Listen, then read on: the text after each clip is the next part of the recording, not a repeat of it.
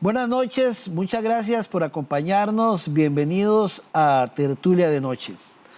Hoy vamos a conocer un poco sobre la vida, la obra y el pensamiento de un gran amigo, poeta sancarleño, ensayista y escritor, Adriano Corrales Arias, que ya, a pesar de que toda la vida vivió en San Carlos, hoy no vive en San Carlos, pero nunca se olvida de San Carlos, porque en sus obras lo conocemos como Adriano de San Martín. Así que hoy vamos a compartir con él qué ha pasado con Adriano, cuál es su pensamiento. Muchas veces en este programa, si bien lo hemos dedicado también a la parte artística, queremos conocer también la opinión de un poeta como es Adriano, una persona muy crítica, sobre otros tópicos de la vida política cotidiana y de temas que diariamente estamos en discusión en nuestra sociedad, que desde la perspectiva cultural también es importante conocer su pensamiento y también sus criterios con respecto a eso. Así que les prometemos que vamos a tener un programa muy interesante, muy bonito, ya que don Adriano, es un gusto saludarlo, que esté aquí con nosotros en Tertulia Noche. Un gusto saludarte, Adriano. Buenas noches, Álvaro, muchas gracias, muy amable por invitarme a tu espacio, a un espacio que es muy visto por los sancarleños y más allá de San Carlos, y siempre es un gustazo estar con la gente de nuestra tierra. Gracias. Decía Adriano que si bien es cierto, bueno, vos como profesor que ya te pensionaste, ¿verdad? Como profesor del Instituto Tecnológico, pero seguís en el teatro y en la poesía. Alguna de tus obras vemos que te llamas Adriano de San Martín. ¿Por qué Adriano de San Martín? Es una buena pregunta que me permite aclarar, sí, mucha gente se admira y se pregunta lo mismo. Bueno, en realidad Adriano de San Martín es el nombre que me puso mi madre, pero es un nombre que quedó olvidado. Yo me llamo Adriano de San Martín Corrales Arias, pero nunca lo utilicé o nunca se utilizó digamos, civilmente, y además, en un momento en la escuela recuerdo que sí se utilizaba el Adriano de San Martín, pero me molestaban mucho los compañeros, entonces yo decidí no utilizarlo más y me quedé como Adriano Corrales Arias nada más. Sin embargo, ya en la madurez me di cuenta que es un nombre muy bonito y además sí, es un homenaje a un santo latinoamericano, un santo peruano, aunque nació en Panamá, ese santo, según dicen, San Martín de Porres, que además era negro, ¿verdad? Y entonces tal vez por ese racismo había una connotación extraña. Y entonces lo asumí, pero en este momento lo que hago es que cuando publico poesía, me presento como Adriano de San Martín. Ese es el poeta, digamos. Y cuando escribo narrativa, publico ensayo y otros géneros o hago periodismo cultural, me pongo Adriano Corrales Arias como un nombre civil de ciudadano común y corriente. Entonces digamos que para entenderlo un poco, Adriano de San Martín es el poeta y Adriano Corrales Arias el hombre civil, digamos. Pero realmente es tu nombre, porque es muy normal que antes le pusieran unos nombre de un santo, ¿verdad? Digamos, mi mamá tiene nombre de santos y mucha gente que conozco siempre tiene nombre de santo.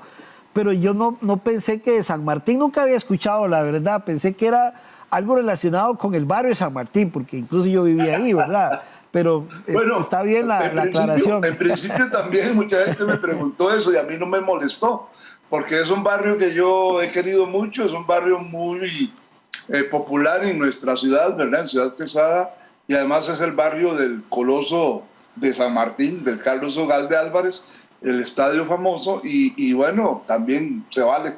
Claro. Ser Adriano de San Martín.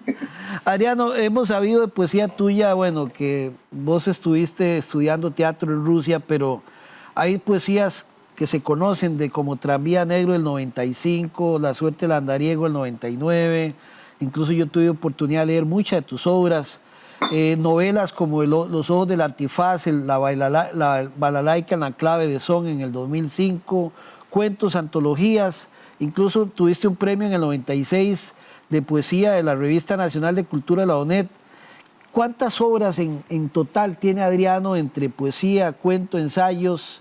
En fin, Adriano, hasta hoy en día. Bueno, en realidad es escandalosa la cantidad de libros que he publicado. A veces me pregunto si no ha sido un exceso, pero vamos a hacer un recuento. Creo que son 13 libros de poesía, si no me equivoco, 13. Con el último que publiqué que se llama Conversiones, que viene saliendo fresquito. He publicado 4 novelas, en general, sí, dos novelas grandes, digamos, que son Los ojos del antifaz y la ruta de los héroes, y 2 novelas cortas. Una se llama Dulce San José, bueno, que no es tan corta, y la otra se llama Lina, que sí, sí es una novela corta. He publicado 4 libros de ensayos también, ensayos de diferentes temáticas, sobre todo ensayo literario, ensayo artístico, pero también ensayo académico, digamos. Y tengo un libro de dramaturgia, o sea, de teatro.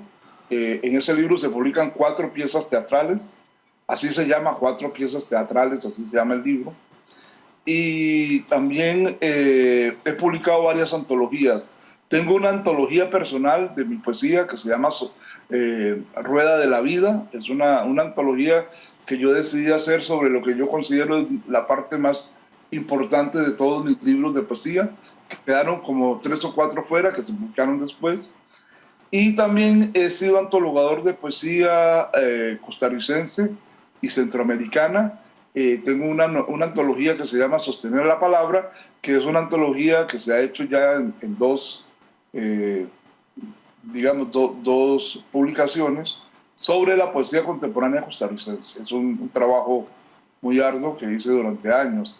También he sido antologador de narrativa costarricense. Sí. En Guatemala se publicó una antología del relato masculino costarricense. Una editorial guatemalteca me solicitó ese trabajo. También colaboré con una antología binacional de poesía contemporánea nicaragüense y costarricense. En fin, por ahí anda mi trabajo en libros, pero también he publicado bastantes artículos y ensayos que están en revistas, en sitios web, y últimamente estoy decidiendo recoger eso en libro. Acaba de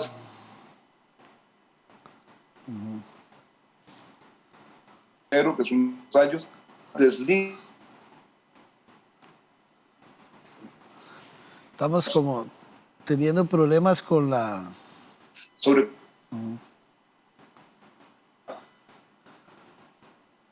Sí. Vamos. Sí, perdón, Adriano, es que tenemos como problemitas con tu conexión a internet. La última parte no me la perdí. ¿Ahí sí me escuchas? Sí. Ok. Yo te escucho. Usted sí me escucha. Sí, es que se nos perdió ahí un poquito la última, los últimos 30 segundos. ¿Vos no me escuchas? Sí, yo te escucho, claro. Okay. Sí, sí, sí. No, lo que quería preguntarte, además, es que en estos tiempos vos hablabas un poco sobre temas que has escrito, incluso hasta del amor en tus libros.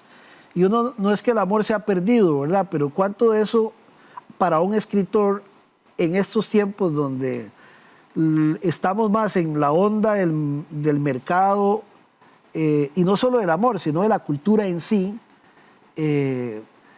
cuesta tanto o no escribir, Adriano? Bueno, el amor es un concepto muy amplio, ¿verdad?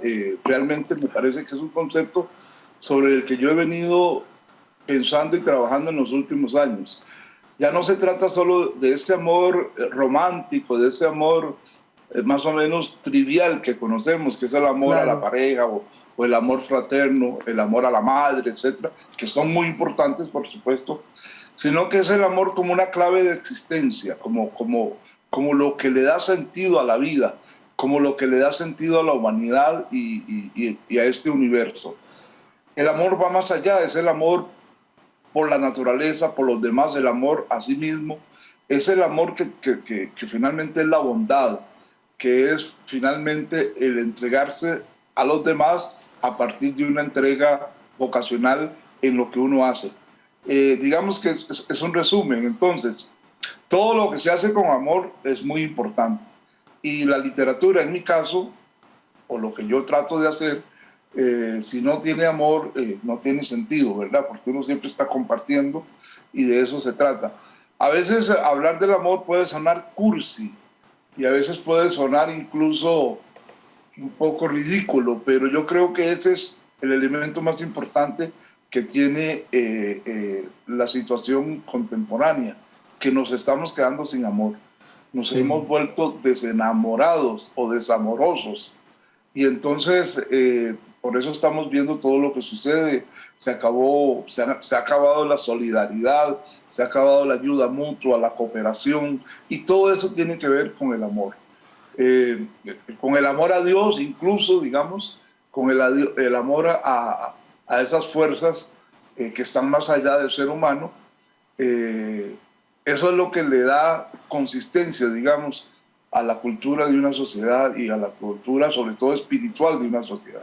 Sí, es un poco quererse en sí mismo. Y usted hablaba algo muy importante que es incluso el amor a Dios. ¿Usted cree que haya otra vida después de esta que nos permita a los seres humanos tener ese amor propio que hemos perdido? Sí, lo que pasa es que no lo creo tal y como algunos dogmas religiosos. Yo creo que la vida es eterna, o sea, la vida es eterna, la vida es concluyentemente y circularmente eterna. Lo que pasa es que nosotros venimos a vivir en diferentes tiempos y nos va a tocar, estamos aquí cumpliendo una tarea, una misión de la cual tampoco sabemos mucho, pero tenemos una misión en este mundo, en este espacio y en este tiempo. Y nos toca hacerlo de la mejor manera para ver si regresamos al espacio del Creador. El espacio del Creador es el espacio donde está Dios, porque de allí venimos y allí tenemos que regresar. No es que vamos hacia un futuro incierto que se llama cielo, etcétera, etcétera. Eso, digamos, hay muchas teologías al respecto, pero claro, yo en ese sentido creo que hay otra vida y que no es una recompensa lo que uno se va a ganar, sino que sencillamente del comportamiento, de la conducta y del trato que hacia sí mismo y hacia los demás que uno dé en este periodo que le toca vivir, en este espacio y en este tiempo, va a depender el que usted pueda llegar a ese otro espacio y a ese otro tiempo. No sé si me explico, Sí, es un claro, poco sí. complicado. A ese espacio y ese otro tiempo es parte de la búsqueda del ser humano como es la felicidad.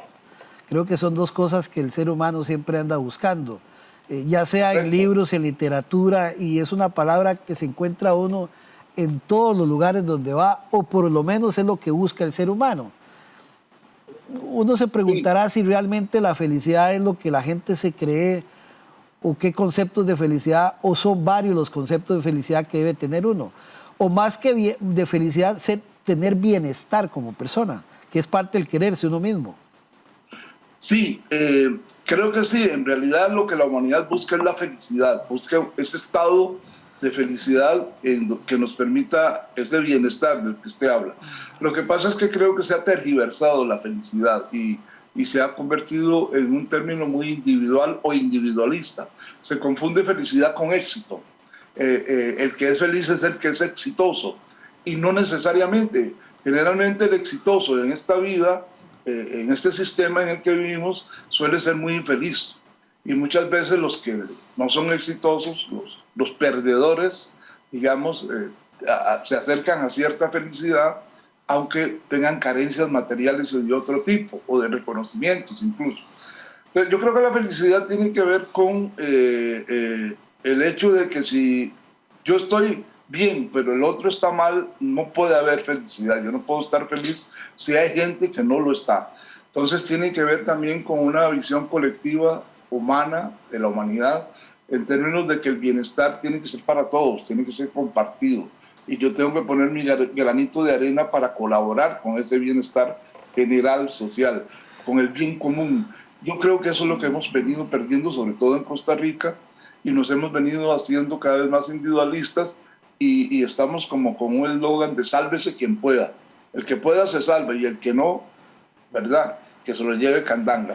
Entonces, este término, ajá. No, le preguntaba porque ahora que usted habla de la sociedad, hoy vemos cómo tanta gente escribe sobre felicidad. Usted que es escritor, hemos visto los escritores de la psicología vana que llama a uno, ¿verdad? Mandino, cómo ganar el amor en 7 días. Digamos, hay una búsqueda de eso que también le ha permitido a cierto sector de la escritura comercial invadir a la gente de ese tipo de recetas. ¿Cómo ven ustedes eso? Porque ustedes son escritores de otra perspectiva y en eso hay muchísimo de esta otra parte. Sí, bueno, justamente cuando hablo de la tergiversación de la felicidad, es parte de eso. Es decir, lo peor es que se convierte en mercancía, se convierte en un negocio, se convierte en una literatura comercial para lucrar, para vender la supuesta receta que produce felicidad, para dar caldo de pollo para el alma, todo eso, todo lo que se llama autoayuda. Es todo un negocio, es toda una industria editorial incluso, y que va más allá de la industria editorial, tiene que ver con la psicología, etcétera, etcétera. Entonces, creo que es peligroso porque nos están vendiendo baratijas otra vez, nos están vendiendo bolitas de cristal y no la esencia de lo que es la felicidad. La esencia de la felicidad está en el bien común, en el bien colectivo. No es sálvenme yo y los demás que no sepa yo de lo que sucede con ellos o lo que suceda. Entonces yo creo que más bien la literatura tiene que contribuir a esa conciencia colectiva, incluso esa conciencia cósmica de que estamos en la misma casa, viajamos en el mismo planeta, estamos en el mismo sistema solar, en el mismo universo, y esta es una casa común y es una causa común. O nos salvamos todos o nos perdemos todos. Claro. Entonces, creo que la literatura más bien tiene que tener cierto elemento crítico, cierto elemento concientizador, cierto elemento de, digamos, señalar los vicios más comunes que tenemos los seres humanos en sociedad para mejorarlos. La literatura no ofrece respuestas, la literatura pregunta más bien. Okay. Y las grandes preguntas en este momento son esas: ¿por qué nos hemos vuelto tan individualistas? ¿Por qué hemos convertido incluso la felicidad y el amor en mercancía? Tanto en la industria del entretenimiento como en la industria editorial. Incluso algunas religiones lucran con esto, hay que decirlo de frente, ¿verdad? Lucran con la fe y el sentimiento de muchas personas. Y hay mucha irresponsabilidad en ese sentido. Y la literatura lo que hace es señalar eso y preguntar por qué sucede eso, por qué el ser humano necesita de esos, de esas ayudas que son un poco vanas, como usted decía, ¿verdad? Y por qué el ser humano más bien no se preocupa por resolver sus problemas colectivamente. Adriano, se ha industrializado el pensamiento, ahora que usted señalaba de esto de que hay que ser crítico, o hay experiencias que tal vez nos pueda comentar que vos conozcas en Costa Rica o en Centroamérica, donde realmente ya, digamos, sí, todavía se mantiene la independencia de escritores. Lo digo por las sociedades en que vivimos, ¿verdad? Lo que está pasando en Nicaragua, algunos países donde la represión es brutal al pensamiento. Entonces, hay otro pensamiento que se industrializa y quiere posesionar sus ideas de la economía, de cómo vivir, nos recetan de cómo hay que pensar, de qué hay que comer. Pero no sé si todo está industrializado ahora, como todo va hacia eso, o tenemos mucha independencia de criterios en jóvenes, escribiendo cosas diferentes que por lo menos uno no conoce. Creo que la mayoría de la sociedad no conoce, tal vez porque no están esos nichos industrializados de las grandes editoriales, sino que hay cosas más de la calle, más de los barrios, más de la gente. Correcto.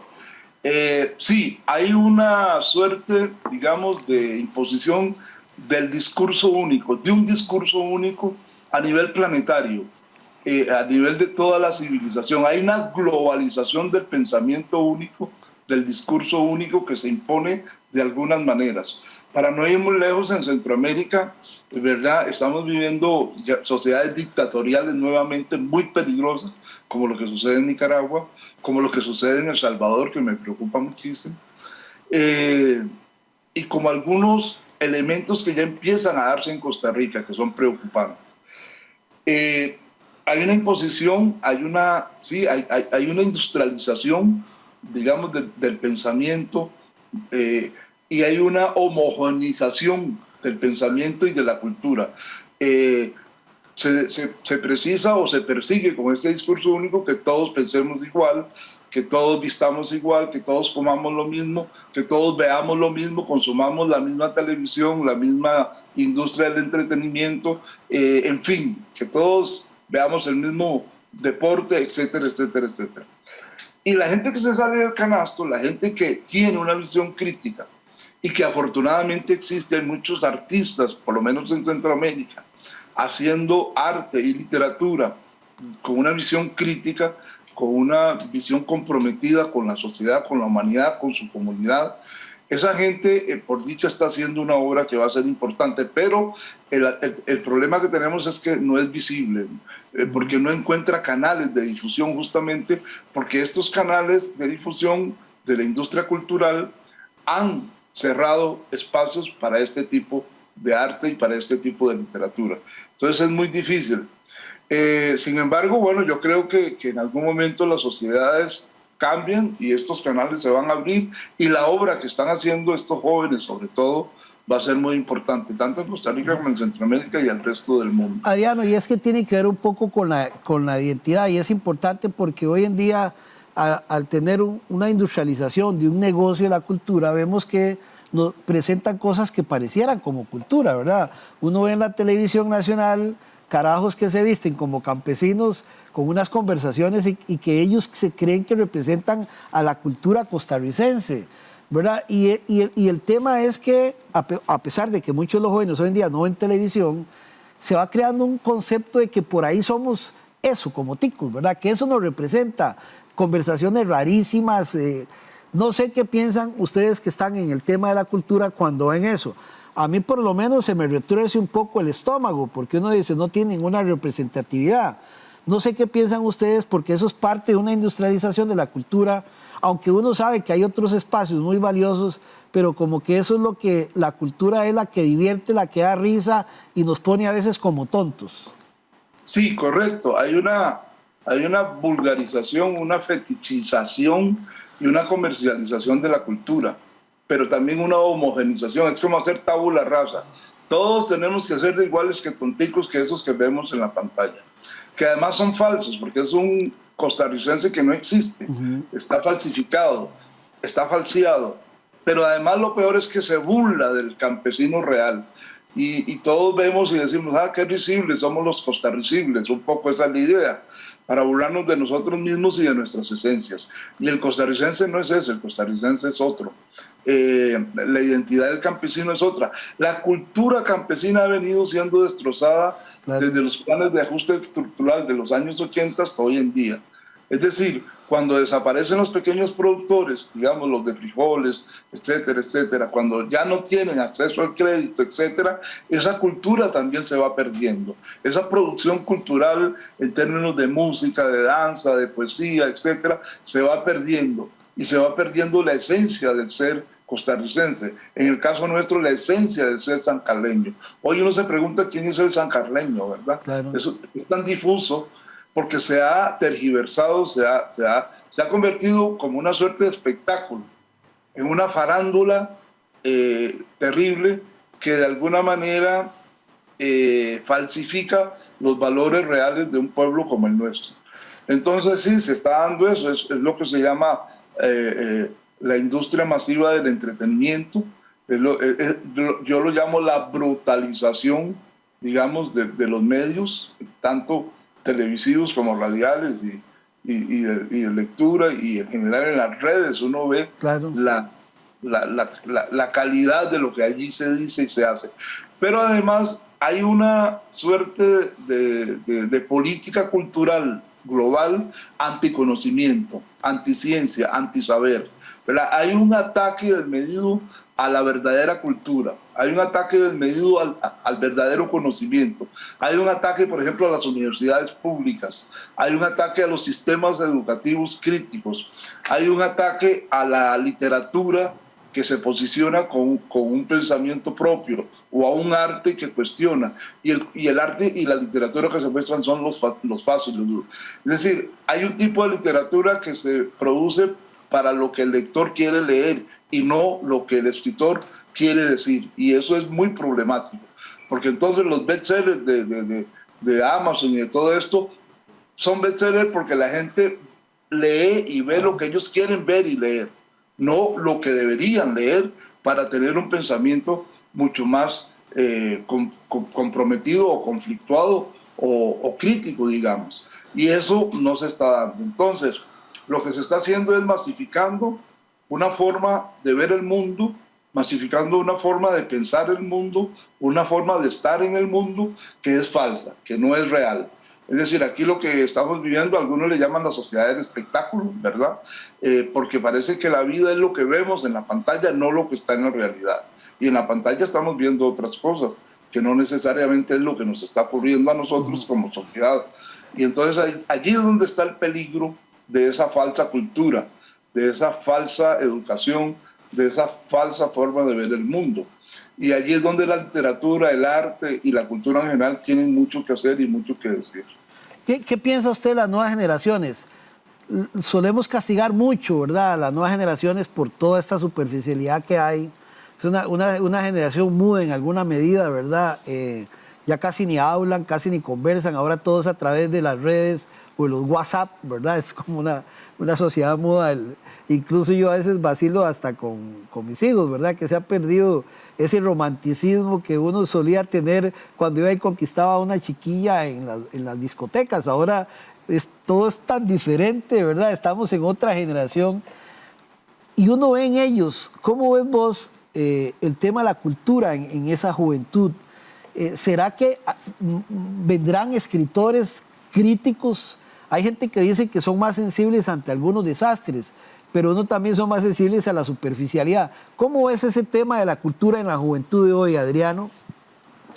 Bueno, vos usaste una palabra que me parece muy importante, que es el castigo. Yo creo que nosotros castigamos mucho a la juventud, la criticamos mucho, pero ya ellos son los hijos del castigo, porque ellos están recibiendo un castigo de una sociedad que se vuelve cada vez más individualista, de una sociedad cada vez más intolerante, de una sociedad que no les ofrece espacios a los jóvenes, que no les ofrece oportunidades, que cada vez se las cierra más, que van a tener una vida, no sé, mucho más estrecha que la que nosotros pudimos haber tenido, que era pobre pero no miserable, ¿verdad? Gracias a un Estado social benefactor que nos proveyó de educación, de salud, de conocimiento, de posibilidad laboral, y eso se está cerrando. Entonces estos muchachos, las nuevas generaciones, si no es que son de clase alta, van a tener muy pocas posibilidades. Son hijos del castigo de lo que yo llamo la contrarreforma neoliberal, que es la contrarreforma que viene cerrando espacios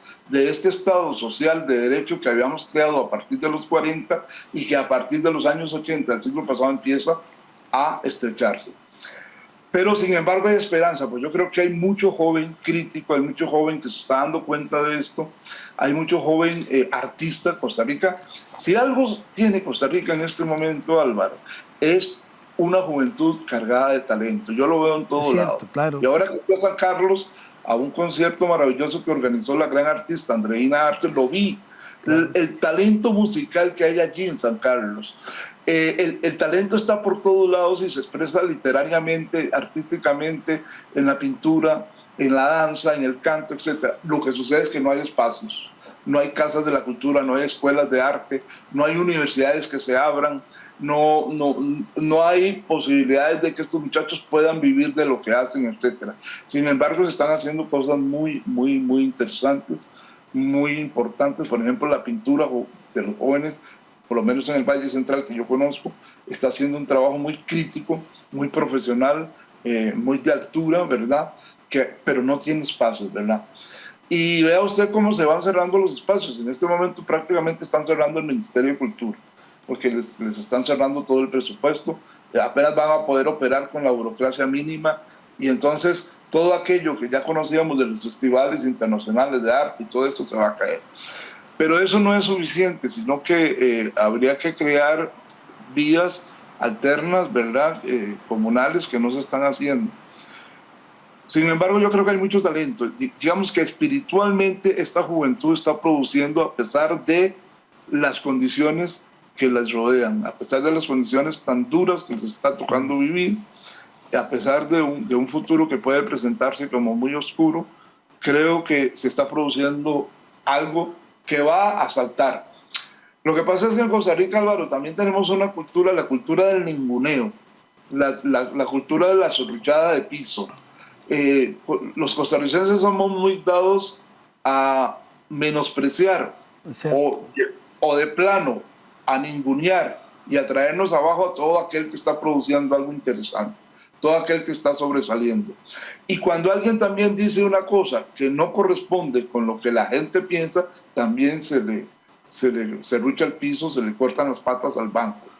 Eso es muy típico del costarricense y eso da el traste con muchas cosas. No tenemos una cultura de apoyo al artista, al creador, al escritor, al cantor, al cantautor, al compositor, como en otras sociedades donde sí se da. Yo creo, Adriano, lo que vos decías, que sí, es muy difícil los espacios ahora de la cultura, incluso los mismos espacios comunales. Uno ve cómo mucho salón comunal hoy en día están alquilados a supermercados, ¿verdad? O sea, esos espacios abiertos donde los reencuentros de la gente era importante, donde se conversaba, se discutían los problemas de los barrios, de la gente, se ayudaban, la solidaridad crecía, incluso se casaban entre sí mismos. Hemos perdido eso y lo hemos sustituido por otros espacios o comunidades que llaman en las redes, para decir algunos, pero hay otros. Pero yo creo que también el arte y la cultura es algo que en muchas personas está ahí, aunque la quieran matar. Y a mí me parece que la misma necesidad de expresarse a través de diferentes momentos de la pintura, de la poesía, de la música, está encontrando gente, ¿verdad? Yo me ponía a ver el caso de Andreina, que la tenía aquí, y le decía, qué interesante, eso no nace del gobierno, no, nace de la necesidad de exponerse como artistas y decir, aquí tenemos una propuesta. Y también veo que aquí hay gente que se está juntando a leer, ¿verdad? Se están sentando a hacer cosas y uno dice, mira, no nace la necesidad burocrática, sino nace del sentimiento de la persona. Y yo creo que ahí rescatando un poco la tesis del tema del amor, es que no hay amor todavía en alguna gente por dentro, a pesar de que estamos muy desamorizados. Y eso es valioso en las personas, porque creo que esa parte cultural es lo que nos hace ser humanos en alguna medida y que no debemos perderlo, porque también vos lo decías, un país sin cultura es un país sin memoria, ¿verdad? Y creo que por ahí han dado. Y lo que quería preguntarte adicionalmente a eso es si Costa Rica y San Carlos, ¿cómo es un país que le gusta la literatura, lee, o es un país que no le gusta, digamos, tener esos espacios de vinculación artística o de pensamiento para rellenar esa necesidad que tenemos todos los seres humanos de cultivarnos de otras cosas que no es lo cotidiano? Adriano. Yo creo que Costa Rica es un país muy interesante. No termino de asombrarme con la historia cultural de Costa Rica y con la riqueza de ser costarricense y el ser sancaleño sobre todo. Ha habido una tradición de producción cultural y artística muy importante. Contra viento y María, aquí se ha desarrollado una literatura, se ha desarrollado una pintura, se ha desarrollado el teatro, la música, de manera impresionante.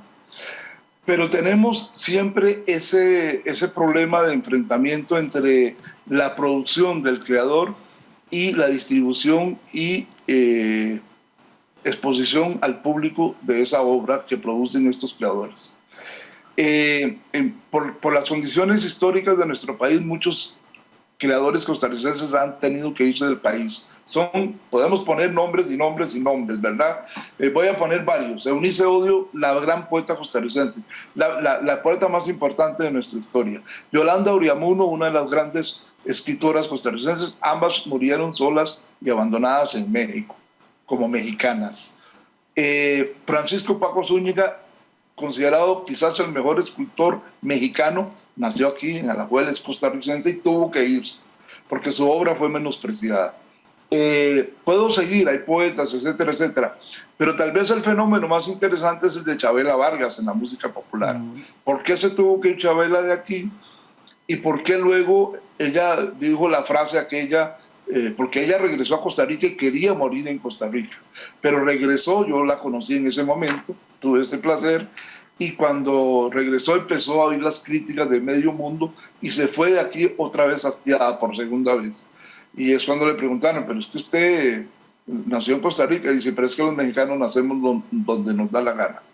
Pongo estos ejemplos porque en Costa Rica siempre ha habido un rechazo desde el punto de vista del sistema que ha sido por un lado muy conservador y muy mojigato, y que ha estado en contra de los avances de las vanguardias artísticas y literarias, pero por otro lado porque ha habido una suerte de envidia de a los grandes creadores que no se les permite desarrollar su obra. Sin embargo, digamos, yo digo que el periodo de oro de lo que llamamos el Estado social benefactor y de la auténtica socialdemocracia, que va de los años 50, digamos, a los años 90, 2000, por ahí, es un periodo de esplendor porque muchos costarricenses tuvimos acceso al disfrute de la cultura, incluido yo. Yo, por ejemplo, no hubiera podido estudiar en la universidad si no se hubieran dado las reformas de los años 40. Si no se crea la Universidad de Costa Rica, si no se crea la Universidad Nacional, si no se crea el Instituto Tecnológico. Yo no podría haber venido desde San Carlos, siendo mi familia muy pobre o pobre, a estudiar a San José o a Heredia o a Cartago, porque no hubiera podido, no tenía las posibilidades. Es decir, en este momento, si mi familia fuera con la condición social que teníamos en aquella época, yo siendo un joven de 17 años no podría estudiar en San José y tendría que ir a una universidad privada a pagar un montón de plata por una educación mediocre. Y entonces eso me permitió conocer la literatura nacional, la cultura nacional, etc. Yo recuerdo que en la mayoría de las casas de mis compañeros había una pequeña biblioteca de sus papás que leían, escuchaban música. Recuerdo que incluso Canal 7 transmitía los domingos o sábados los conciertos de la Orquesta Sinfónica Nacional. Eso ahora lo que se transmite es bailando por un sueño y no sé cuánto, ¿verdad? Unas porquerías enormes que la gente se embeleza, pero la verdadera cultura no se conoce, ¿verdad? Podíamos recibir, aunque fuera una cultura de élite, ¿verdad? Programas como los que hacía Guido Sáenz, etcétera, etcétera, por televisión, en donde se discutían problemas de la cultura nacional. Hoy en día esos espacios casi no existen. La televisora nacional, Canal 3, está prácticamente cerrada, ¿verdad? Radio Nacional también, no hay producción nacional, no se estimula el cine, por ejemplo, el cine como arte, sino que ahora viene una cosa ahí que es el cine del vacilón, el cine del vacilón. Un personaje deportivo que seguro va a ser famoso igual que el otro campesino que se burlaba de los campesinos, que era Jordan, ¿verdad? En fin, bueno, eso es lo que se privilegia. Entonces lo que quiero decir es que sí ha habido una tradición de disfrute, pero eso se empezó a cortar, se empezó a cerrar a partir del año 2000 más o menos. Eso es lo que yo llamo la contrarreforma, ¿verdad? Se están cerrando espacios para la producción cultural y para el disfrute de esa producción cultural. No se estimula la edición del libro, no se estimula la producción artística. ¿Por qué? Porque los insumos, por ejemplo, para un pintor son muy caros porque hay que importarlos. Las pinturas, los pinceles, las telas, etc. Producir cine, por ejemplo, que se ha vuelto muy barato, también sigue teniendo problemas. Los libros pagan unos impuestos elevadísimos, ¿verdad? Pero además de eso, el deterioro del sistema educativo. El deterioro del sistema educativo es terrible, es galopante. Hay una insensibilidad social en este momento en cuanto a lo que conocemos como educación. No hay políticas educativas ni políticas culturales, tanto a nivel del gobierno central o del Estado central como los gobiernos locales o regionales. Las municipalidades no tienen políticas culturales, a pesar de que deben hacerlo. No tienen. Por lo menos en San Carlos yo no las conozco, ¿verdad? Y se estimulan cosas que no tienen nada que ver con la cultura en realidad, con la creación de la cultura sancarleña. En fin, creo que estamos en un periodo de crisis, pero que hubo un periodo de esplendor, lo hubo, y que nosotros fuimos parte de eso. Yo me considero un privilegiado, yo gocé de esas posibilidades, incluso un gobierno que me permitió ir a estudiar al extranjero y poderme formar. Eso ahora es muy difícil, ahora no todo el mundo puede hacerlo, ¿verdad? De tal modo que lo que hay es una crisis del sistema pero hay una gran capacidad de producción y de talento en las generaciones jóvenes, en las poblaciones, en las comunidades. Hay gente haciendo cosas impresionantes, artesanías, por ejemplo, con una creatividad muy asombrosa, pero que no encuentran canales para distribuir esos productos, Claro. por ejemplo. Bueno, vamos a hacer una pausa y regresar. Vamos a hablar alguna de tus obras, es importante. Podemos incluso hasta leer algo Muy para bien. compartir con el público. Ya regresamos, estamos compartiendo con el escritor, ensayista y poeta Adriano Corrales, sancarleño, que hoy nos acompaña aquí en Tertulia Noche. Ya volvemos.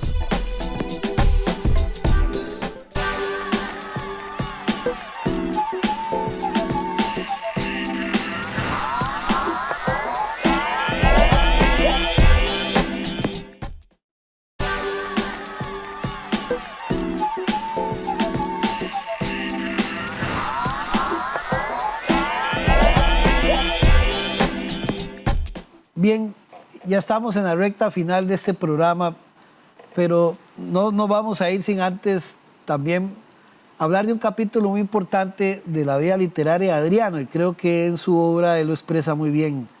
Es el significado de Lina. ¿Qué significa Lina y esa obra tan importante, Adriano, para usted? Y ahora me gustaría que nos lea incluso algo. Sí, muchas gracias, Álvaro. Bueno, Lina es una novela corta. Es una novela corta que tiene que ver, digamos, el drama de esta novela es una muchacha, una niña, una adolescente que busca a su padre, que no sabe quién es su padre a ciencia cierta, y entonces cuando alcanza su adolescencia, enfrenta y confronta a su madre y quiere conocer a su padre. Y bueno, finalmente consigue encontrarlos, se encuentran. Es un drama largo, no lo vamos a contar para que la gente lo Sí, lea, claro. pero se enfrentan al dilema de saber si realmente es su padre y él, si es realmente esa es su hija, porque han vivido una historia de vida muy interesante, muy intensa. Yo creo que este es un problema, es una problemática muy costarricense, muy actual, ¿verdad? Tiene que ver con todo lo de la paternidad responsable, pero también tiene que ver con la maternidad responsable. Y entonces, sobre eso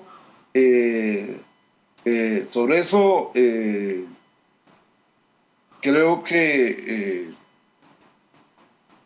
habla la novela, pero también que creo que le puede interesar a un lector sancarleño o costarricense en general.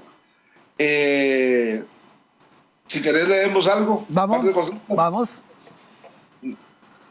Dice, voy a leer un par de fragmentos de 2 capítulos diferentes. El primero dice así: el diálogo estuvo poblado de silencios y salpicado con precarias palabras.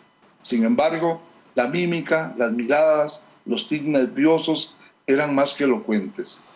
Tomamos un café en casa de mis padres, donde le mostré algunas ediciones de Trapiche, la sencilla revistita que hacíamos con alma, vida y corazón. Le gustó, alabó nuestro esfuerzo provinciano en un sitio donde una impresión a rodillo podía hacer la diferencia para la cultura y literatura regionales. No comprendió en mucho mis observaciones sobre la aridez del asunto en tierra de ganaderos y comerciantes. Ese es un fragmento, voy a leer otro fragmento. Dice así: la conocí a tu madre una tarde de aguacero en la escuela Juan Chávez. Para entonces permanecía en casa de mis padres un sobrino. Mi hermano vivía en Saíno de Pital de San Carlos. Y esa tarde mi madre no podía ir a la reunión de padres de familia a retirar su tarjeta de calificaciones. Entonces me pidió que lo hiciera yo, por favor. A la salida, repito, llovía a cántaros, una hermosa mujer esperaba bajo el dintel de la espaciosa puerta de ingreso. Vestía pantalones vaqueros, botas tejanas, una blusa de seda azul y un abrigo, caqui carmesí. Era extremadamente hermosa, demasiado hermosa para lo gris del paisaje. Permanecí algunos minutos al helado mirándola de reojo. Ella también me auscultaba con discreción. Eso es otro fragmento, digamos, como el amable televidente se dará cuenta, la novela sucede en gran parte en Ciudad Quesada. Es una novela que se desarrolla en Ciudad Quesada, aunque también en San José, ¿verdad? Tiene esas dos locaciones grandes, digamos, Ciudad Quesada, San José, pero también Nicoya, Guanacaste. Es decir, son tres grandes localidades que tiene la novela. Eso es parte de Adriano, ¿y qué tanto de su corazón está en esa novela? Hay mucho, claro. Se ha discutido mucho sobre si la novela es autobiográfica o no. Y yo digo que toda literatura es autobiográfica. Lo que pasa es que el escritor de alguna manera enmascara su biografía y no lo hace directamente. Pero uno como escritor siempre está allí presente y allí están las vivencias, allí están las experiencias, allí están los amores, las querencias y las angustias de uno reflejadas, ¿verdad? Por cierto, rápidamente, la escritora que acaba de recibir el premio Nobel, una francesa, su literatura es muy biográfica. Ella escribe sobre experiencias personales y las ficcionaliza de alguna manera. Claro. Es una literatura muy interesante. Entonces está tomando en boga otra vez una literatura que tiene que ver con los problemas personales del escritor, porque eso es lo que vive toda la gente todos los días, un poco, esa es la idea. Pero sí, el mundo de mí, ahí. Sí, bastante. ¿Cuántos años tiene Lina? Y, ¿la novela o el personaje? El personaje. Ah, bueno, ese personaje debe tener unos 28 años ahora, por ahí, ¿sí? ¿Y la novela? Y la novela tiene apenas, la novela sí está joven, porque se publicó en el 2016 y ahora se hizo una segunda edición el año pasado, en el 2021, ¿verdad? Tenemos Más bien 2015 creo que fue la primera edición. Tenemos que sentarnos a conversar de esa historia tan bonita que es. Definitivamente, y además te adelanto que vos sos un personaje de la novela. ¿En serio? Pero tenés que encontrarte. Ahí lo vamos a leer. Adriano, ¿qué nos recomendaría leer? Vos como artista, poeta, como siempre hay gente que profundiza mucho, profundiza menos, pero creo que la cultura es algo, igual que la literatura, que nunca nos abandona, ¿verdad? Hay gente que tal vez ni siquiera tiene idea por dónde empezar a leer, y tiene eso ahí internamente, y no hay que culpar a la gente, porque hoy ya lo señalabas, todo el problema de la educación, pero siempre hay alguien que decirle, vea, empezá por aquí, sé que esto te va a gustar. Creo que vos sos una persona que me entendés prácticamente lo que te estoy diciendo. Porque cuando yo empecé a leer poesía, tengo que decirlo públicamente, tengo que agradecérselo porque vos me ayudaste a encontrar ese camino que creo que anduvo y han dado conmigo toda la vida. Y hay gente que a veces espera que también le puedan recomendar algo para empezar. Cuando estás hablando de poesía, ¿qué recomiendo en general o estás hablando de mi poesía? De toda. ¿Qué hay que empezar a hablar? O leer, en fin. Para tener a Adriano, porque no se puede empezar a leer a Neruda sin antes leer otras cosas. Creo que hay que pasar por procesos.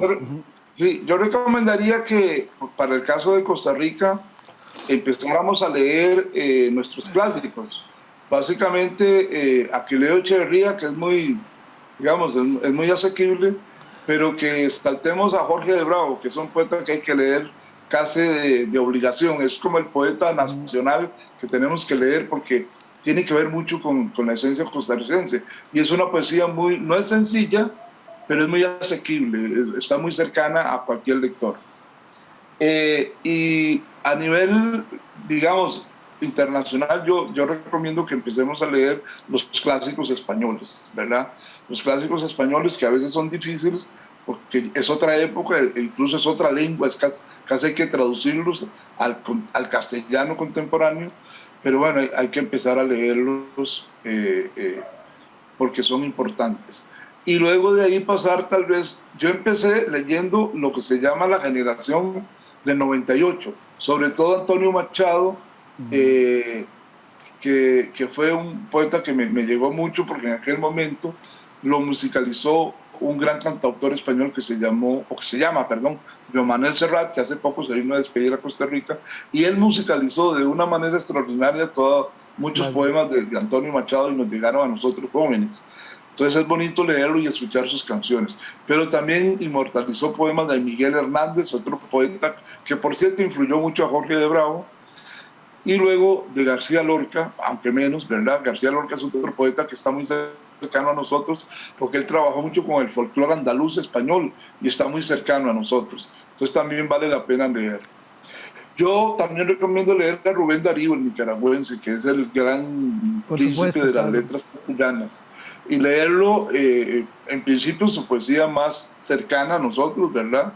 Margarita está linda la mar, y El Nocturno, ¿verdad? Y todo eso son poemas que nos llegan directamente.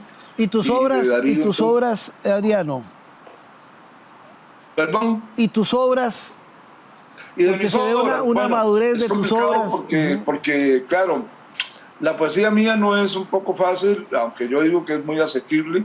Mi primer libro es Tranvía Negro, tiene que ver mucho con San Carlos, poesía muy sancarleña, pero es un tipo de poesía más, digamos, aforística un poco, corta, pero yo creo que se puede entender. Pero mis últimos libros yo creo que están un poco más cercanos. Mis últimos libros son Vigilia,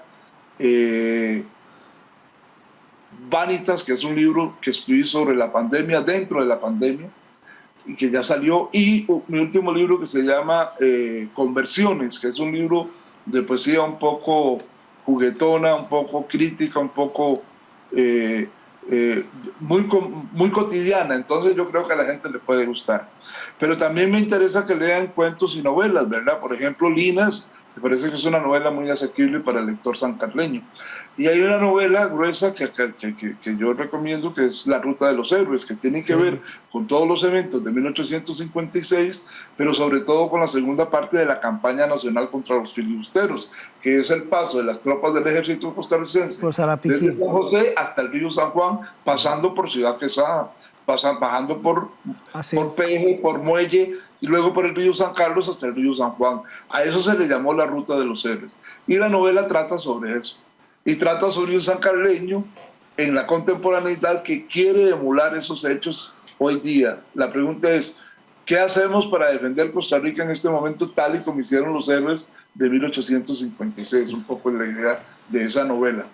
Adriano, para cerrar, si alguien quisiera alguno de tus libros, ¿dónde te puede localizar? ¿Dónde los puede adquirir? Bueno, hay una distribuidora de libros que se llama Ask Books. Si la gente llama ahí, ellos le pueden hacer el envío del libro. Repito, lo que dije antes, la distribución del libro en este país es muy difícil. Por ejemplo, Ciudad Quesada hay un par de librerías supuestamente, pero con ninguna he podido establecer un convenio para que los libros se vendan allá. Pero yo también, si me comunican, yo se los hago llegar con mucho gusto. Pero se pueden conseguir también en algunas librerías de San José, solo en San José, desafortunadamente. Okay. Bueno, entonces, muy agradecido, Adriano, por permitirnos conversar un ratito con usted sobre todos estos temas tan interesantes de la vida. Hay que sentarse, hablar más seguido de estas cosas. Creo que hemos perdido esa conversación, digamos, una conversación más química, ¿verdad? Que más de otros aspectos que uno por lo general siempre conversa en la vida política en general. Y seguir compartiendo un poco de la vida, de la literatura, creo que eso nos devuelve mucho del alma, digamos, de la esencia de lo que somos. Y eso es lo que permite el arte, que sigamos teniendo esa esencia que quizás estemos perdiendo por otros intereses, pero que hay que volver a esa esencia. Entonces, muy agradecido y espero que cuando venga aquí a San Carlos podemos hacerlo presencial. Muy amable, Álvaro, muy amable, gracias. Yo también muy contento de conversar con vos, poder hacer esto con los sancarleños también. Y claro, en cuanto se pueda, lo hacemos presencialmente. Será un honor, un doble honor. Gracias. Claro. Bueno, muchas gracias a Adriano Corrales y a ustedes también que nos han acompañado en esta tertulia de noche. Nos vemos la próxima semana aquí otra vez en Canal 14 y recordarles que este programa se reprisa los domingos a las 7 de la noche. Chao, nos vemos.